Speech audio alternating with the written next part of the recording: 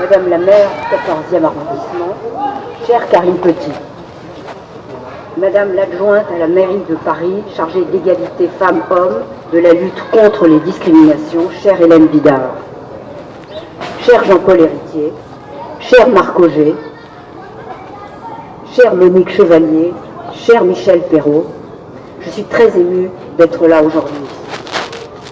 Je voudrais tout d'abord, tant en mon nom personnel qu'au nom de tous les amis, et ils sont très nombreux, de tous les admirateurs de Françoise, remercier Anne Hidalgo, le Conseil de Paris unanime d'avoir décidé d'honorer la vie, la mémoire et l'œuvre de Françoise Héritier, en lui consacrant ce très beau jardin qui désormais porte son nom.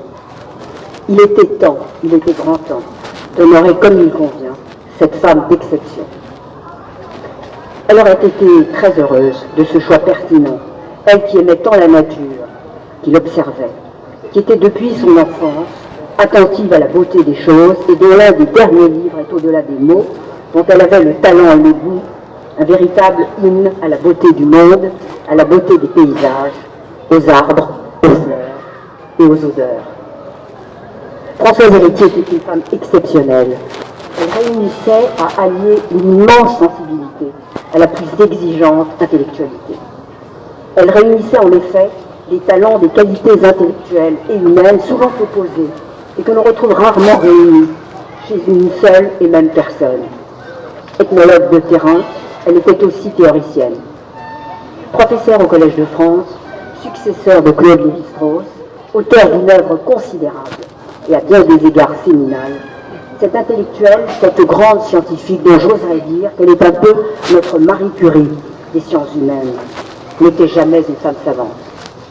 Femme de cœur, attentive aux autres, curieuse de tous les êtres qu'elle rencontrait, chez elle, l'ambition intellectuelle allait de pair avec la modestie personnelle, avec son intérêt profond pour autrui, avec la chaleur et la douceur partagée de l'amitié.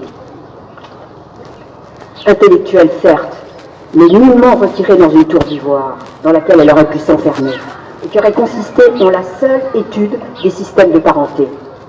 Mais elle était aussi une femme d'action, profondément engagée dans son siècle, dans la vie de la cité, assumant pleinement les importantes responsabilités que le président François Mitterrand lui avait confiées, participation au comité consultatif national d'éthique pour les sciences de la vie, président du Conseil national du sida, j'en oublie certainement, et bien sûr, menant sans relâche le toujours nécessaire, urgent et juste combat pour le droit de toutes les femmes à la complète et totale égalité.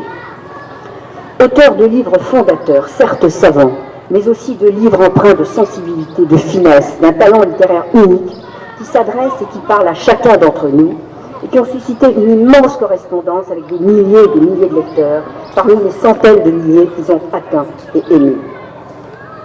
Femme de conviction politique, elle était résolument ancrée à gauche, mais elle exprimait ses convictions avec modération, et ce qui frappait, c'est que ces convictions ne se réduisaient jamais à l'expression d'opinions, mais à chaque fois procédaient de véritables constructions sagement argumentées. Aussi, ce qui est très précieux et qui est devenu vraiment trop rare, c'est que ces convictions ne l'empêchaient pas d'avoir un vrai échange intellectuel, un échange courtois, apaisé, argumenté, avec ceux qui ne partageaient pas nécessairement ses convictions. Elle était ouverte au débat, aux idées des autres, tolérante avant tout. Frappée par de très lourdes épreuves personnelles et familiales, parmi les plus cruelles, elle restait extraordinairement optimiste, elle ne se plaignait jamais, toujours souriante, toujours de bonne humeur, accueillante, aimable, fondamentalement bienveillante. Françoise Héritier incarne un modèle de femme. Elle est un exemple dans notre République. L'exemple de l'ascension sociale par le travail, et quel travail, par le mérite, et quel mérite. Celui de l'engagement pour ses idées, mais dans le respect de celles des autres.